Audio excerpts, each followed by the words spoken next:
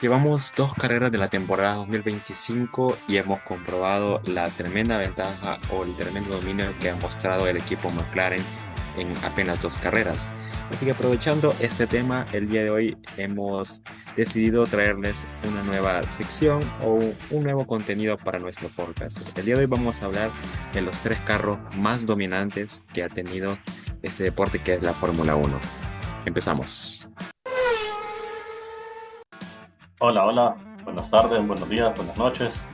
¿Qué tal? ¿Cómo están? Un gusto para nosotros poder seguir generando contenido, datos, información sobre la Fórmula Uno, este deporte que a muchos nos apasiona y como dijo Raúl, venimos a hablar de una nueva sección, ya que esta semana no tenemos carrera, pero después de dos carreras vimos el dominio de McLaren y de eso ha surgido hablar sobre los carros dominantes a través de la historia de la Fórmula Uno.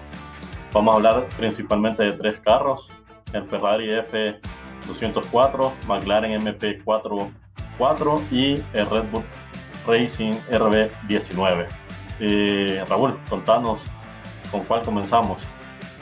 Sí, bueno, hay que decir de que de estos tres carros, tal vez no todos los vimos en vivo. Creo que el único que lo vivimos así como en persona o lo vimos físicamente en las carreras fue el RB19, pero esos dos carros que son el Ferrari y el McLaren son historia pura de la Fórmula Uno. Y no sé si te parece, si empezamos hablando con el F2004, el Ferrari 2004, que fue el carro con el que, entre otras cosas, Michael Schumacher ganó su séptimo y último título mundial de Fórmula Uno.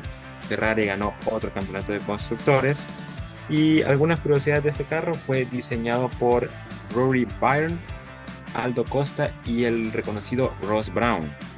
Que pues en gran medida, esto hay que decirlo, en aquellos tiempos los carros de Fórmula Uno con el paso de las temporadas no sufrían cambios tan drásticos. O sea, este Ferrari 2004 fue en gran medida sobre el Ferrari 2003, o se modificaron muy pocas cosas, o fue casi la misma base del Ferrari 2003 e incluso del Ferrari 2002, que fue otra temporada Muy buenísimo. muy dominante otra Sí. del Ferrari. Pero esto se mejoró más, o sea, tuvo la base del 2002, pero se mejoró. Por ejemplo, los tubos de escape eran más pequeños o estaban más colocados como al centro del carro, el monoplaza de Fórmula Uno. El alerón trasero se amplió y eso lo hizo para que este sea aún más rápido. Yo, la verdad, algo que me encanta de este carro, no sé si tú has visto o han visto En videos. Ajá. los videos, los onboards de este carro, el sonido. O sea, es Era muy motor, característico. eran motores B10 que creo que muchos en la Fórmula Uno. Yo la verdad no vi esa temporada así completa como hemos visto en las últimas temporadas, pero sí he visto carreras y ese sonido de los motores B10 creo que a muchos aficionados de la Fórmula Uno nos gustaría volver a escuchar. Se habla de que pueden volver, pero creo que para que vuelvan los motores V10 falta todavía bastante. Pero ajá, ¿quién no desearía volver a escuchar ese sonido increíble? Y, o sea, el motor Ferrari, que quizás el motor más característico que tiene la Fórmula Uno, es algo que a mí personalmente me encantaba. Pero bien, ya con... Paréntesis, A ver. antes de continuar, cabe mencionar que Ferrari es la única escudería que ha estado a los 75 años en, en la Fórmula Uno. Sí, y yo, como te dije, el motor Ferrari es quizás es mi favorito, el sonido. Y en todas las épocas de los motores, los V12, V10, V8, V6, siempre ha sido muy característico y es muy lindo ese sonido. A mí Bueno, honestamente me encanta.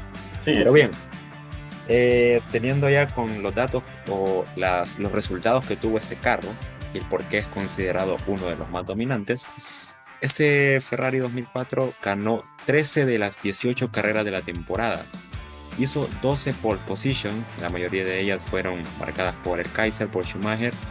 Y pues este carro rompió récords de vueltas rápidas en muchos de los circuitos que hasta el día de hoy no se han roto. O sea, El, por un- ejemplo, el único que se rompió fue el de fue China. China.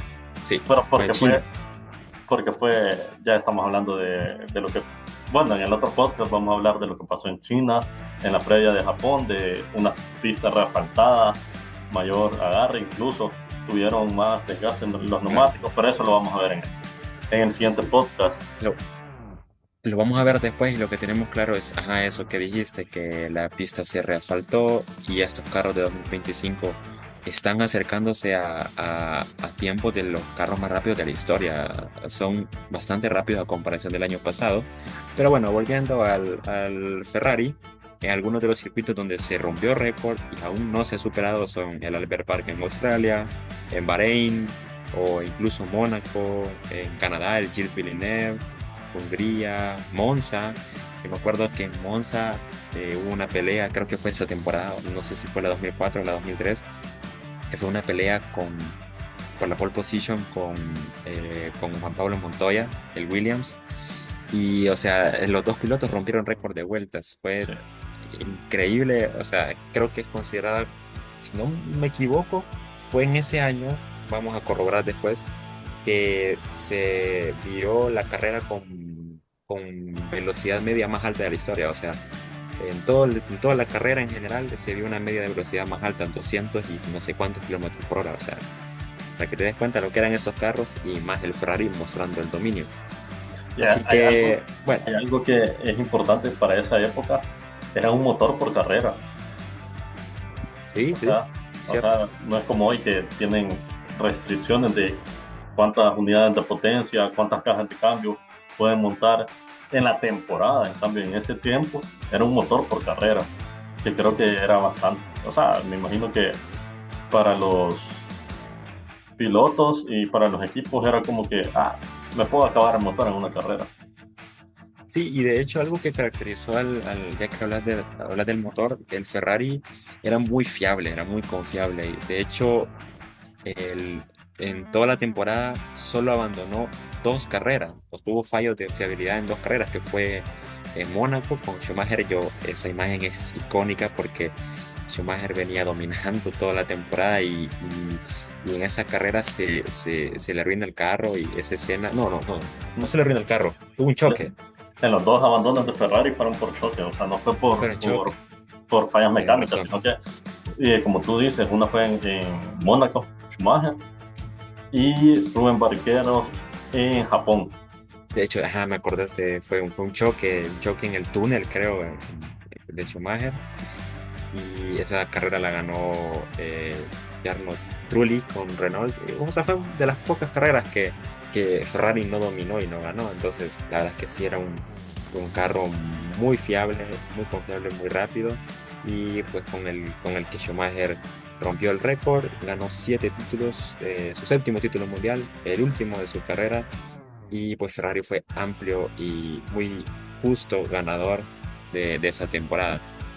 Y pues Pero, con ese carro, el 2004, Ferrari cerró una época, que como te digo, fue el último de Schumacher.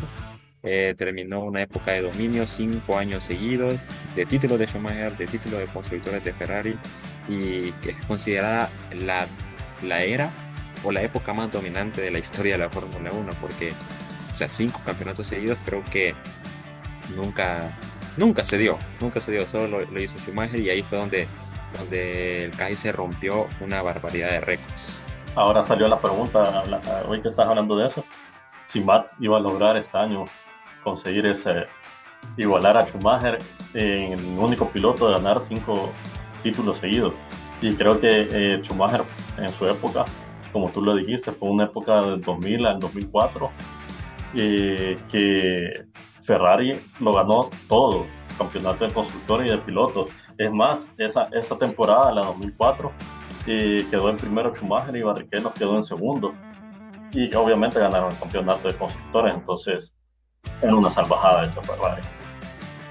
Fue una salvajada y de hecho, o sea, de los 5 campeonatos, no todos fueron cómodos ganadores Ferrari. O sea, en el 2000 esa pelea con McLaren de Häkkinen, 2001 y 2003 que pelearon hasta las últimas carreras. Como dije, el 2002 fue un año dominante y sobre todo la temporada de la que estamos hablando, el 2004, donde solo en 5 carreras no ganó. Entonces fue un dominio aplastante de Ferrari y de ese carro que O sea, es tremendo, es una obra tremenda de la ingeniería, creado por, entre otros, el Ross Brown, que es uno de los más destacados personajes de esta área de la Fórmula Uno. Y en datos más técnicos, algunas especificaciones técnicas que tiene el carro, pues el chasis de fibra de carbono moldeada, algo que era bastante característico en esta época. Tenía una suspensión independiente tanto delantera como trasera, un motor V10, como lo veremos diciendo, de 3.0 cilindros.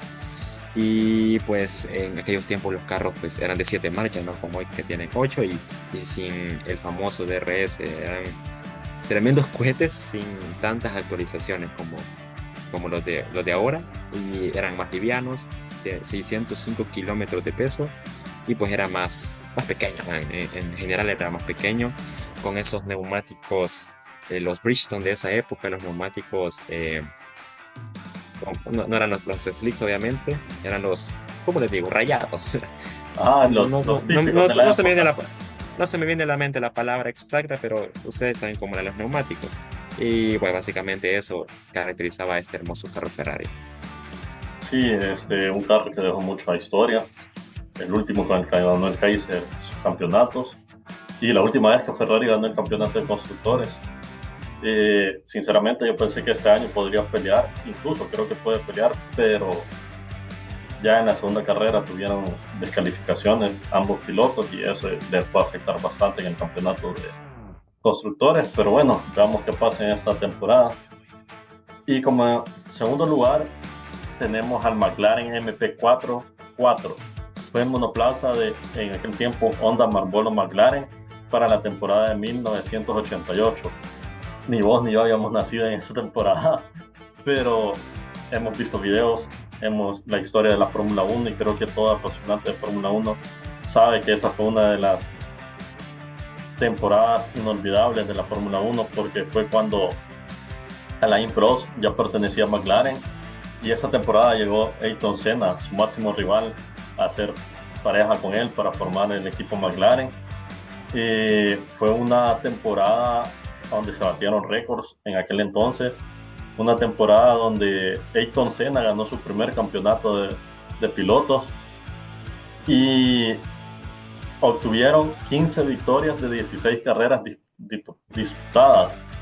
O sea, fue 93.8% de efectividad de ese vehículo, de victorias.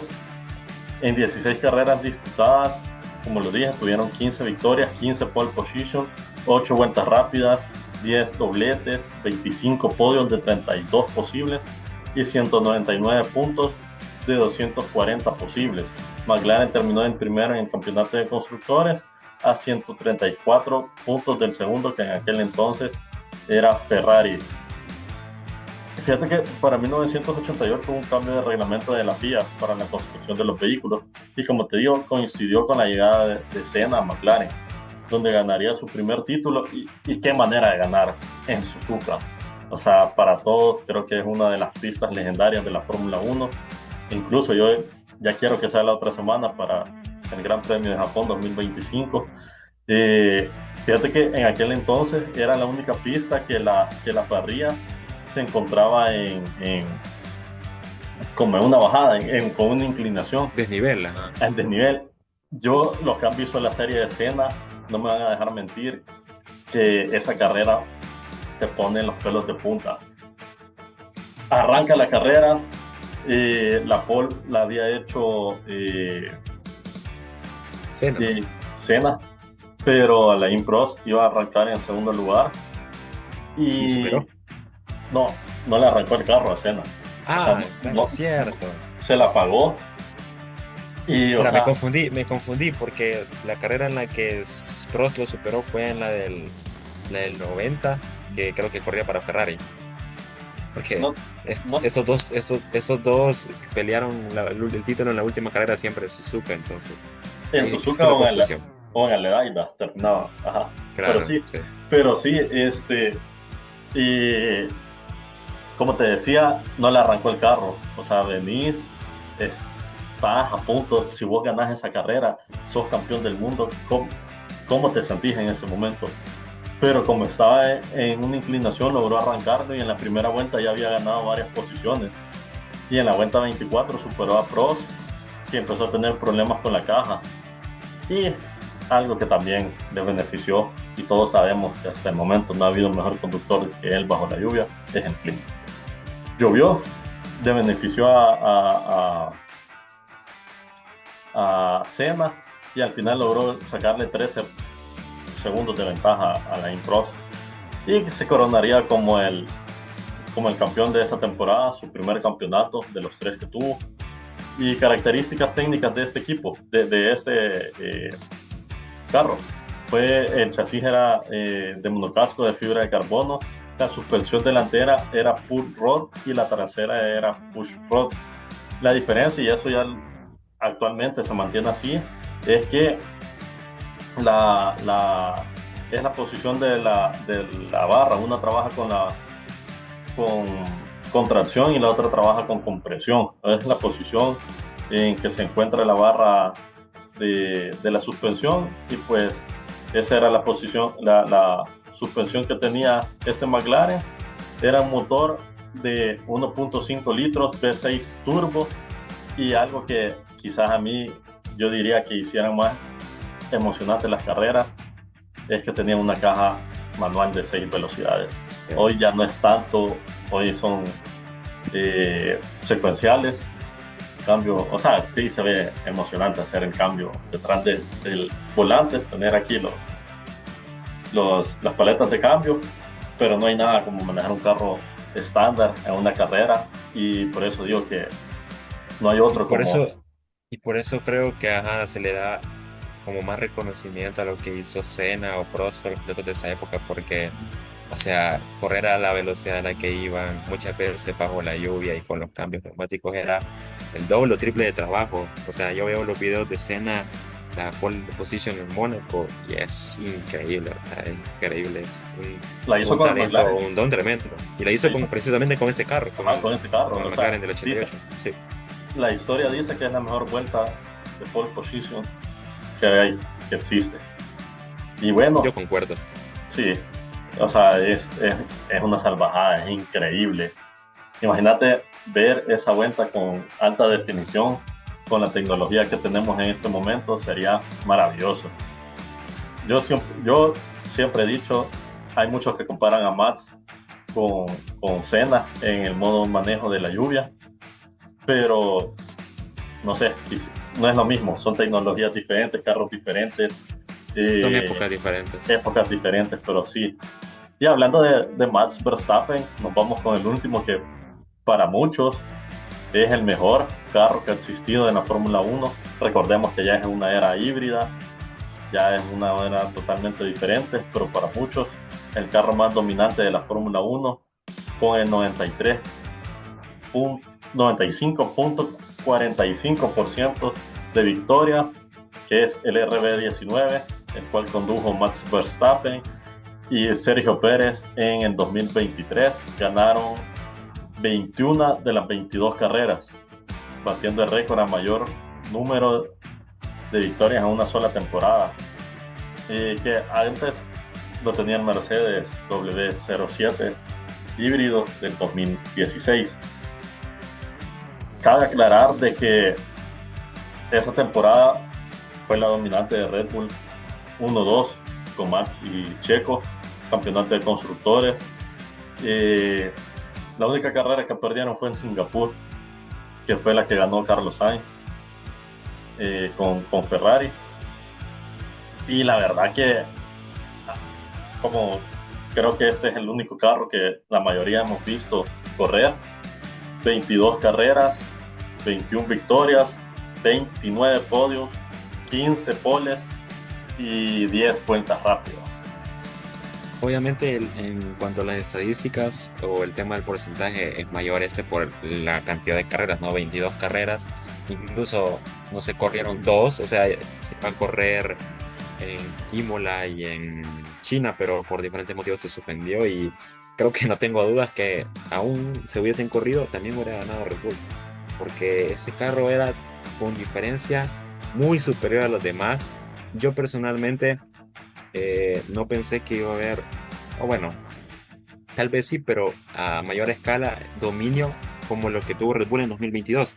En 2022, cuando Verstappen ganó su segunda temporada, al principio o la primera mitad de la temporada tuvo su batalla con Charles Leclerc y Ferrari, pero de ahí el Ferrari se fue desinflando, cometió muchos errores, tanto del piloto como del equipo, y el Red Bull empezó a sacar una grandísima ventaja y Verstappen ganó muchas carreras seguidas, también Checo ganó carreras, y el Red Bull era de lejos el más dominante, pero en toda la temporada 2023 ese dominio se hizo aún más grande y o sea, era garantía que tanto en lluvia o en cualquier condición, lo que sea, el Red Bull iba a ganar, y sobre todo Max Verstappen que creo yo que junto con la temporada, bueno, de los cuatro títulos que ha ganado, se puede debatir cuál es su mejor título. Muchos pueden considerar que fue el del año pasado por pelear contra un McLaren que era superior y manejar un carro que era inferior, pero muchas veces se puede tener un carro superior y sacarle el máximo posible rendimiento y ganar con tanta dominancia. Solo lo hacen pilotos de la categoría de Verstappen y, o sea, fue impresionante, Yo creo que impresionante. también el primer campeonato, el Mercedes estaba por delante de Ah, Red no, Bull. también, sí, claro, Luego vamos a hablar también vamos a hacer un episodio de temporada de luchas históricas históricos. entre pilotos. Pero bueno, regresando al tema, hay algo que en la temporada 2023, todos, ¿cuáles eran el secreto de Red Bull? Me acuerdo cuando Checo chocó en Mónaco, en las libres o en la cual, y no me acuerdo en cuál fue, pero que choque Bueno, Red ¿cuál es? Bull, que choque Red Bull y la grúa lo agarra. Hay imágenes que todos Sí, querían ver el piso de Red Bull, todos querían saber qué era lo que hacía Red Bull fuera rápido y tenía esas entradas. Generalmente la Fórmula 1 de abajo son planos con unas entradas a los lados, pero Adrian Newey había desarrollado una ingeniería magnífica de cómo diseñó el piso del RB19, que muchos dicen que esa fue la técnica para que fuera un carro dominante. A ver si lo logra con Aston Martin el otro año con las nuevas regulaciones de la FIA. A ver porque la mayoría de equipos ya están trabajando en el monoplaza del 2026. Incluso Williams lo dijo en conferencia de prensa, de que el que está utilizando Carlos Sainz es un chasis reconstruido. Muchas escuderías están trabajando en base al monoplaza de la temporada 2024. ¿Por qué? Están guardando presupuesto, ingeniería, tiempo para poder desarrollar el monoplaza en 2026, que viene con nuevas normativas, nuevos cambios, incluso una nueva escudería que es Cadillac. Entonces va a ser interesante ver esos monoplazas. la pregunta es si con esas nuevas regulaciones tendremos más igualdad en competencia, si los carros tendrán como igualdad de condiciones o tendremos un dominio total de un equipo en específico, como por ejemplo pasó en el 2014 con la llegada de la era híbrida, donde veníamos de un dominio tremendo de Red Bull y pasábamos a otro dominio escandaloso de Mercedes. La pregunta es si pasará lo mismo. Y acá mencionaste a Adrian Newey, que es un hombre que ha estado involucrado en la construcción o desarrollo de los mejores autos que ha tenido la Fórmula 1. Desarrolló el Red Bull, está entre los autos más rápidos de la historia. También trabajó en Ferrari, si no me equivoco, en la época dorada de Ferrari. Ajá, También eso en Williams. eso, iba a decirlo, en Williams, en la época de los 90 de Williams. Él, eh, si no me equivoco, él fue el que diseñó el auto donde tuvo el accidente de Senna. exacto. Y se dice que fue como de los culpables del accidente de Senna. No sabemos si, o no lo confirmamos al 100%, ¿verdad? Pero Hay muchas teorías del accidente de Senna.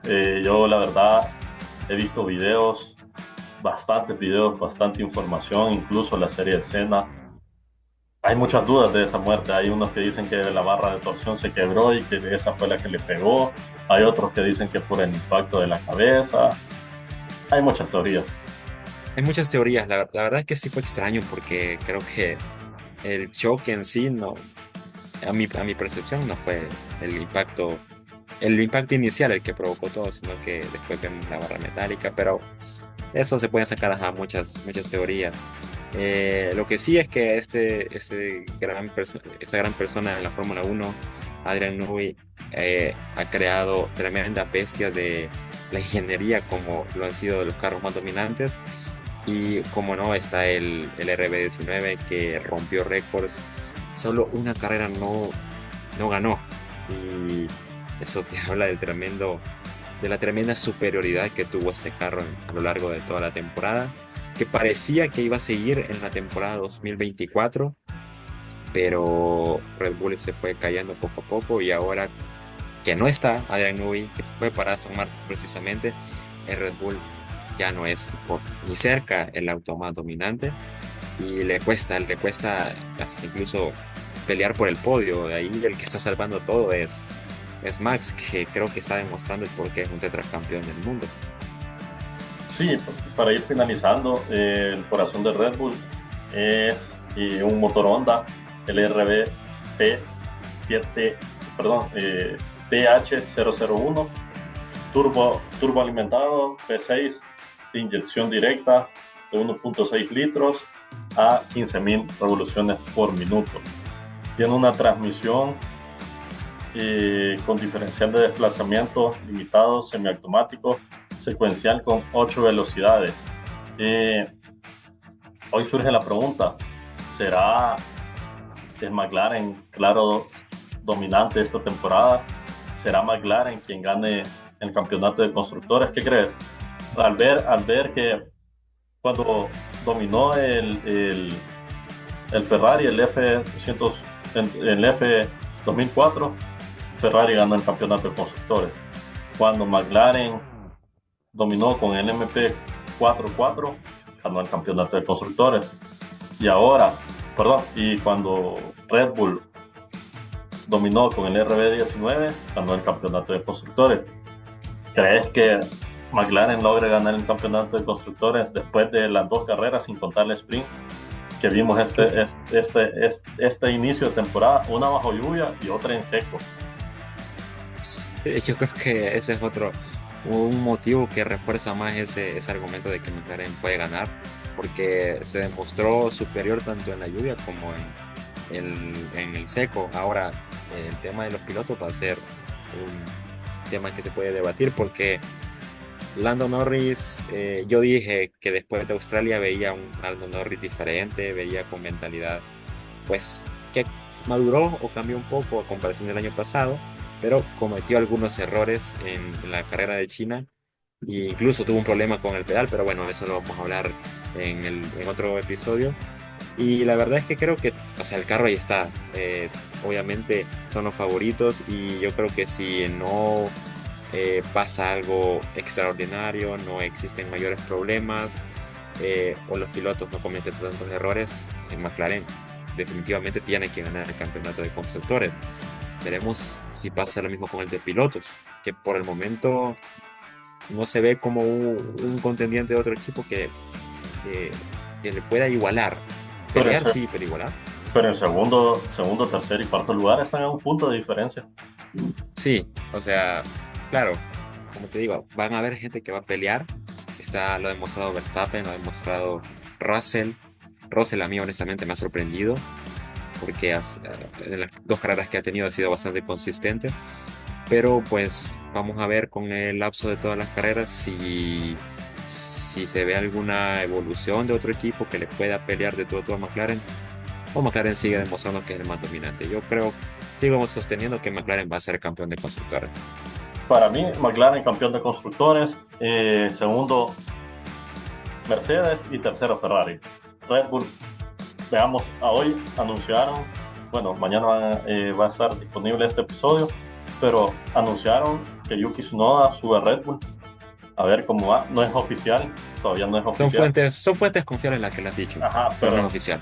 Pero a ver cómo le va, porque vaya, para ir finalizando, el campeonato de pilotos está Norris, Verstappen, Russell, Piastri, Antonelli. Pero como te decía, en segundo lugar, del segundo, tercero y cuarto están a un punto de diferencia. Verstappen de 36 puntos, Russell 35 y Piastri 34. Tú lo dijiste, Max no tiene el carro, pero tiene la casta de campeón. Por algo es el León. Y creo que el campeonato de pilotos sí va a estar reñido, a diferencia del campeonato de constructores. Así que ojalá por el bien de la competición. Yo espero que los Ferrari también se metan en la pelea.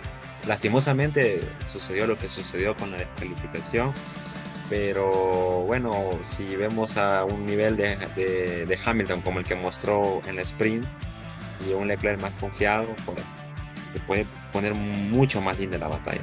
incluso Williams, Albon, 2 carreras sumando. O Albon, Williams va en cuarto lugar ahorita, ¿no? No tengo la tabla de constructores a la mano, pero si no me equivoco, Williams va cuarto en el campeonato de constructores. De los puntos que tiene, pues casi todos los ha hecho Albon. Sainz sumó un puntito con la descalificación de los Ferrari, pero es cierto, no podemos descartar, tal vez no sabemos si seguramente puede pelear por el campeonato de constructores, pero que va a estar ahí peleando, que puede lograr incluso podios, no lo descartemos, porque Williams ha mostrado un buen nivel y ojalá que Sainz mejore un poco y se puede ver aún una mejor lucha entre ambos pilotos del equipo británico. Bueno, así, déjenos en sus comentarios quién cree que va a ganar esta temporada. Si, aparte de los 3 carros que analizamos, ¿cuál otro más creen que ha sido uno de los dominantes? Por ahí tenías el dato de que de esos 3 carros, hay otro aparte que tiene el récord de velocidad, que es el más rápido de la Fórmula 1. No lo mencionamos porque tal vez no entra entre los carros más dominantes, pero sí definitivamente, a mi parecer, es el auto más rápido de la historia, que es el Mercedes W11 de la temporada 2020. Un carro hermoso en todos los sentidos. Para empezar, el color, ese color negro que no nos tenía acostumbrado Mercedes. Y pues se puede considerar que todos los carros de esta temporada 2020 son de los autos más rápidos de la historia. O sea, ustedes pueden ver los tiempos de clasificación, las pole position de esta temporada. En muchos de los circuitos se han tenido o se marcaron los récords de vuelta más rápida en la mayoría de circuitos.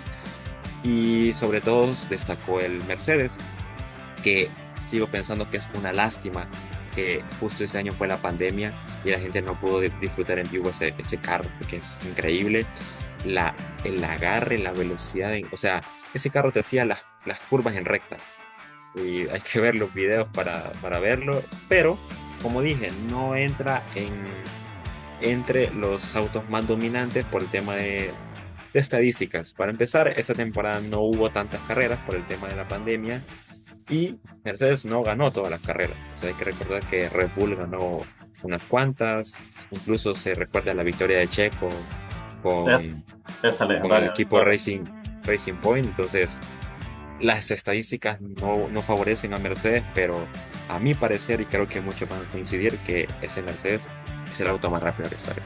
Bueno, déjenos en los comentarios, recuerden suscribirse, comentar, compartir, seguirnos en nuestras redes sociales y ha sido un gusto para mí poder estar con ustedes en un capítulo más.